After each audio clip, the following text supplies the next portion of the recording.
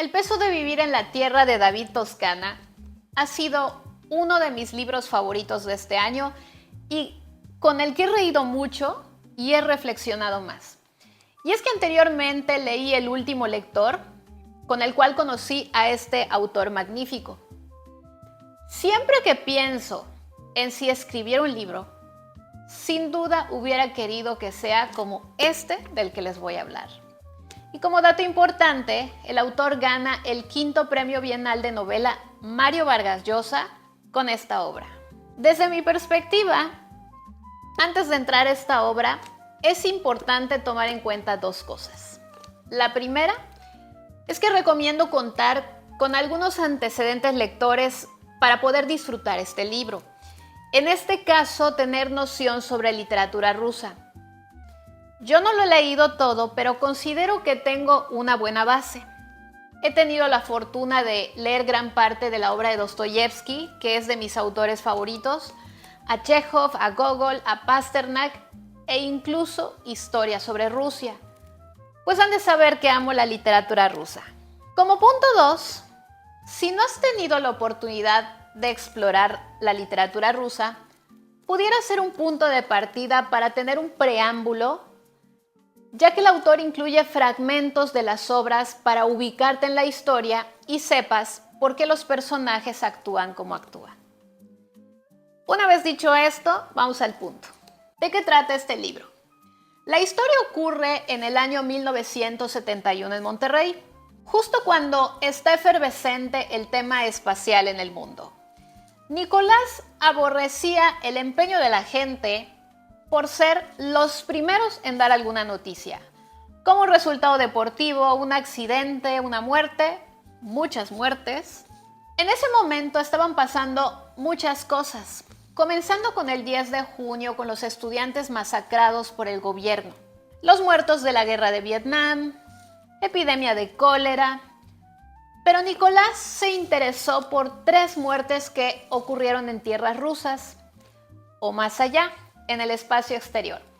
Sin embargo, nos enfocaremos en la misteriosa muerte de los cosmonautas rusos, quienes después de 23 días, en la estación espacial Salyut, la nave que los trajo de regreso había aterrizado suavemente, suspendida de uno de sus paracaídas, pero cuando los técnicos de la agencia espacial abrieron la compuerta, hallaron 3 cuerpos sin vida. Ante el silencio soviético, el resto del mundo comenzó a barajar la hipótesis. Ese día, Nicolás ya no trabajó, pues perdió la mente en escenas de su propia muerte. Así que por la noche llegó a su casa, encontró a su mujer, la abrazó con fuerza y le dijo: tú y yo vamos a morir como cosmonautas rusos. A lo que ella le pregunta: ¿asfixiados? Él la suelta y niega con la cabeza. Nuestros corazones no soportarán el peso de vivir en la tierra. A partir de ahí, inicia el cambio de vida y Nicolás decide que vivirá como se narra en los libros de los autores rusos que idolatra. Esos autores son Gogol, Dostoyevsky, Tolstoy, Babel, Chekhov, Pushkin, entre otros. Autores que fueron censurados, perseguidos, apresados, desterrados, excomulgados, gulagueados o ejecutados. Así que de llamarse Nicolás pasó a llamarse Nikolai Nikolayevich Seldonimov. Monterrey ya no se llamó así. Y con el paso de los días irán integrándose a su locura otros personajes que los harán reír, reflexionar y recordar mucha literatura rusa. Nikolai y los personajes que comparten con él descubren la libertad esencial del ser humano, la de imaginar.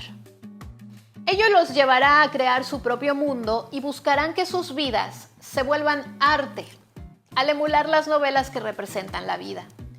Nikolai sueña con cruzar al cielo y trascender, pero viviendo como un soviético. Consigue indirectamente resaltar lo sórdido y hasta cierto punto humano de las personas que lo rodean.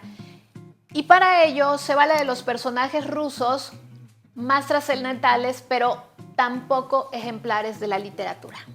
Los personajes que conocerán en esta novela son Marfa Petrovna, que es la esposa de Nikolai, Gerasim, un borracho, Sergei, un tísico que cuando lean de dónde lo sacaron no sabrán si reír o llorar, Aliovna Ivanovna, un prestamista, entre muchos otros.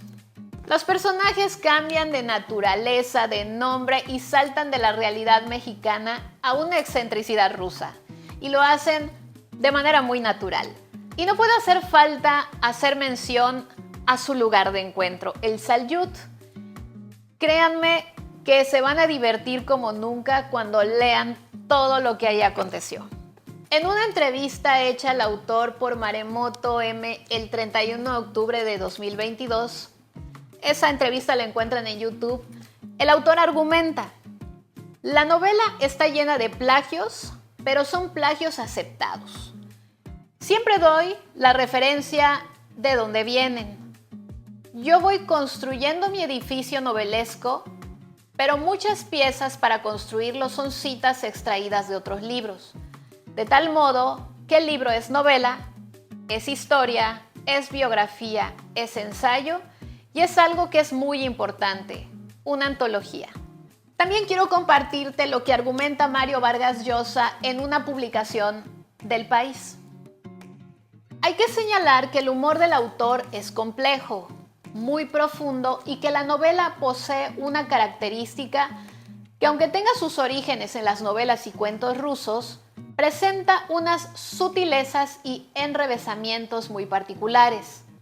Este libro revela que todas las novelas que se han escrito tienen una cierta semejanza y que lo difícil es descubrirla y montar sobre ella una estructura propia. Ha sido una lectura fuera de este mundo en toda la extensión de la palabra. Es curioso porque hace un tiempo, reflexionando lecturas, en algún momento cruzó por mi mente cómo sería vivir en la época o trama que nos relata una novela. Es decir, si yo quisiera hacerlo en esta época y me vistiera y tuviera un día como los personajes, y mi imaginación voló. Y cuán grande fue mi sorpresa que llego a la librería y alguien escribió lo que alguna vez soñé. Desde la página 1 no soltarán este libro. Es una novela cargada de humor y mucha sátira. Solo hubo un capítulo que me costó un poco de trabajo digerir por su naturaleza, y es el matrimonio de Gerasim y Lenoshka.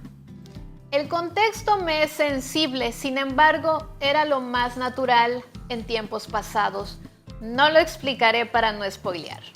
Haciendo mi investigación, me topé con datos de lo más interesantes.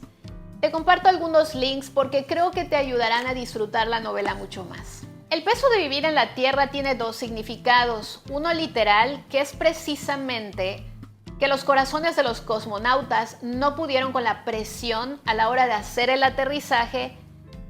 Y por otro, el metafórico, que es el que Nicolás le da con respecto a su decisión de cómo vivir. De ahí un poco el porqué de elegir como inspiración la literatura rusa como forma de vida. Porque ahí puedes acceder a la baja condición humana. Por un lado, quiere volverse alcohólico, por otra enfermo de tisis y también ser un asesino. También es indispensable saber que el autor menciona que su obra está basada en el Quijote, pero a la inversa, y en Crimen y Castigo de Fyodor Dostoyevsky. Este dato me recuerda que ya va siendo hora de plantear mi lectura del Quijote, que llevo varios años postergando porque dudo de si estoy o no lista para hacerlo. Con respecto a que el autor haya elegido a los autores rusos y las razones, me parece interesantísimo por el contexto del que vienen. Dichos autores fueron censurados, perseguidos, apresados, desterrados, excomulgados o ejecutados en su momento.